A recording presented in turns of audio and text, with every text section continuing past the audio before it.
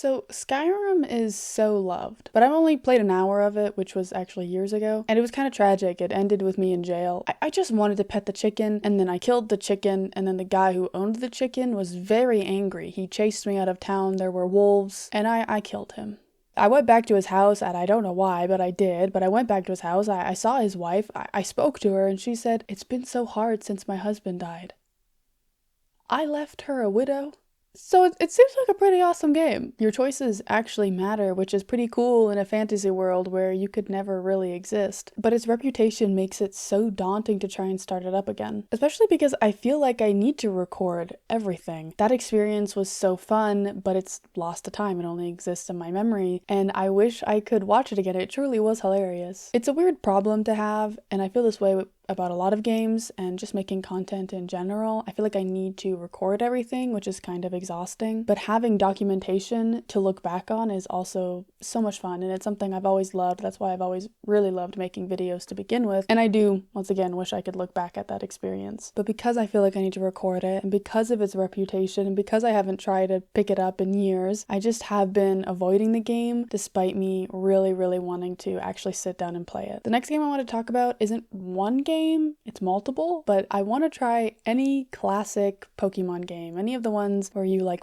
battle. I've played Pokopia and I love it, and I'm now a Pokemon fan, but I'm worried that I won't like the classic games, and if I hate it, it would be so sad because I love Pokopia, so I love Pokemon, but there's only one Pokopia, and there's like a million other Pokemon games, so if I hate all of those, I'll never be able to have that first time experience again. I know there's the Dragon Quest Builder games, but they don't have Pokemon, and I just like the Pokemon, they're cute. Before I played Pokopia, I only liked Turtwig because I thought a turtle with a twig on his head and you named him Turtwig? That's genius. I love it. I'm also scared to try a classic battling Pokemon game because I have no idea where to start. There's so many options and I don't want to pick the wrong one. Next is Baldur's Gate 1. I have not tried 3. So that's not why I'm scared to try 1. It's actually kind of the opposite, but I saw someone play Baldur's Gate 1 and I thought it looked really fun. And I've obviously heard people talk about Baldur's Gate 3 and Baldur's Gate 1 and 2. You can get those in a little deal on Steam for pretty cheap, so I thought, why not start with the first two? Like, kind of makes sense, even though they're so much older, and which I guess is part of the reason why I'm so scared to start. The games are dated, and I feel like they're going to be hard. And I'm nervous that I'm going to be, like, too dumb or brain rotted to enjoy these games. The gameplay does seem divisive. I've even heard people say they don't like Baldur's Gate 3 because of the gameplay, so I could totally see myself not liking Baldur's Gate 1 because of it. Just like any game in the world, maybe these ones won't be my type of game, but that does make me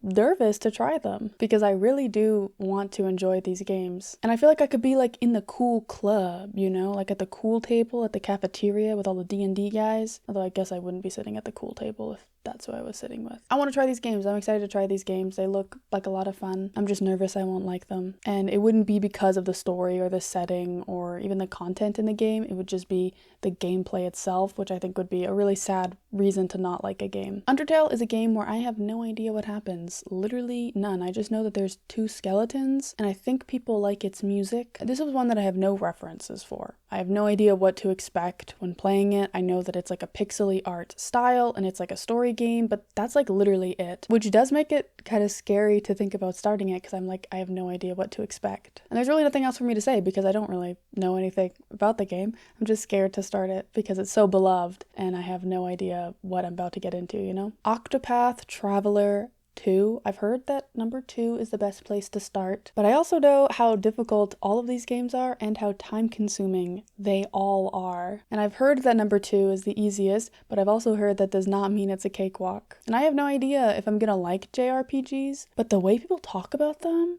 I gotta know what's going on with these games. But I am worried that it's gonna suck. And it's gonna bore me. I'm also kind of worried that I'm gonna love it. What if all I want to play for the rest of my life is like 100-hour plus JRPGs? Which of course wouldn't be bad, I would just take up a lot of my time. And I do find myself being done with most games by the 80-hour mark, so I'm curious to know how a game that really extends beyond that, how how much I'd enjoy it. And if that doesn't change, it would really suck to adore a game, spend 80 hours in it, and then right around there start to get bored and just find myself dragging on and on. And not because it's like a bad game, I just do enjoy switching up what I play after around the 80-hour mark. I do find that's pretty much when I'm done. But maybe I'm just ready to stop playing because games are normally done at the 80-hour mark. So I don't know, we shall see. Project Zomboid is a game that I love watching other people play, but I am a little scared to ever try it for myself. I love zombies, like a lot. I really love zombies. When I was a kid, they were the one thing that scared me more than anything. Still to this day,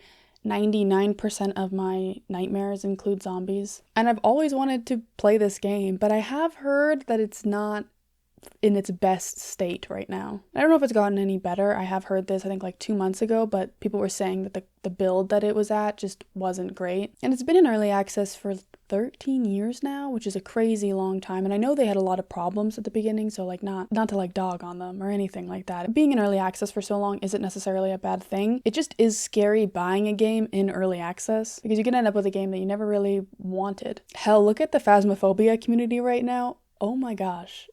They are struggling over there. Phas has changed so much, and I've been playing it for a few years now, and a lot of the changes, in my opinion, have been for the worse. It seems like they are so focused on realism, when I think a better approach would be to focus on the atmosphere and making it scary and interesting. And I'll never forgive them for making the spirit box more realistic. They made it totally unintelligible and less scary. When the ghost used to talk to you, it was actually freaky. Like, it would talk back to you, it would answer your questions, and you could hear it, and it was in a spooky voice, and it was awesome. But now half the time I use Spirit Box, I'm just like giggling because it sounds like the ghost said naked grandma or something. Like, you can't understand what the ghost is saying, so you're like, okay, I got Spirit Box, it spoke on the Spirit Box. But before it was like, it spoke to me. The most recent update has like totally broken the game. It's really bad. Anyway, so that is a fear of mine with Project Zomboid, is just that you'll see the potential in something and then you'll be disappointed by it by the end of the early access. And also that I have heard people say that you should try and wait to play the game, so obviously that makes me a little nervous to try it now. Kingdom Come Deliverance 1 and 2. These are big games, and there are 2 of them, so I would want to start with 1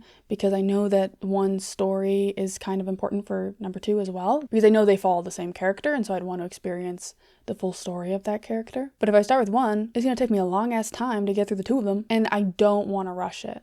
Like, these are the type of games that you want to experience everything, experience slowly, and get immersed into the game and the world. But of course, there's that stupid parasite voice at the back of my head that's always telling me that I have to stay up to date and that I can't spend too many hours on any one game because I gotta be constantly moving on to the next thing, which is so stupid, I know. So hopefully I can get out of that mindset and I can actually appreciate these games because they do look amazing. Alice Madness Returns is a game I've wanted to play for a long time, but I don't know if I'm ever actually gonna play it because it's a 3D platformer and I feel like I wouldn't like it at all. But the story is great and I love the art. The grunge gothic vibe it has is like truly amazing. It's perfect. I am so obsessed with the art and the story of this game that I feel like I should never play it because I don't want the gameplay to make me like hate it, you know? And the last game I want to talk about is Crimson Desert. Oh my gosh, I wanted to play this game on release day so badly you have no idea. I was actually on a trip at the time, so I couldn't, and I also didn't want to spend the $80 on a game that I might not even enjoy, so I was waiting until reviews came out, and then obviously reviews were bad, but then reviews were good. And I kind of wish I could have been there for the bugs and the bug fixes. I just think it's so cool when a bunch of people are playing a game at the same time, and I've never really gotten that, so I wish I could have experienced it with this game. The game looks great. I wish I could have played it on release day, but now I'm gonna wait for a sale. But no matter what, like if I like this game or I hate this game, I'm going to have regret. Because if I completely adore this game, it is my favorite game ever, I'm gonna be like, I should have bought this on release day, what was I thinking? But if I hate the game, then I'm gonna think, well, I just wasted time and money. And I was so excited for it, I built all this excitement, and now it sucks. So either way, it would be a huge disappointment, which is why I'm extra nervous to ever start this game, but also super duper excited. But no matter what, I'm going to be at least a little bit sad when I play this game, but I do think somewhere in that experience there's a lesson for me to learn. It's so funny how we often psych ourselves out of playing games, especially with the pressure of a backlog or the pressure of new releases or whatever. There's also decision fatigue or decision paralysis. It can be really hard for us to make choices and feel like those choices are the best one to make in that moment. If anyone else feels like this, I'd love to hear about the games that you guys are scared to try. I'd love to make a part 2 because as I was writing this, I realized I have probably like 10 billion games that I'm scared to try. So maybe I'll make a part 2 someday. But I'd love to hear from all of you guys. Thank you so much for watching. I seriously appreciate it so much. And I'll see you next time. Goodbye.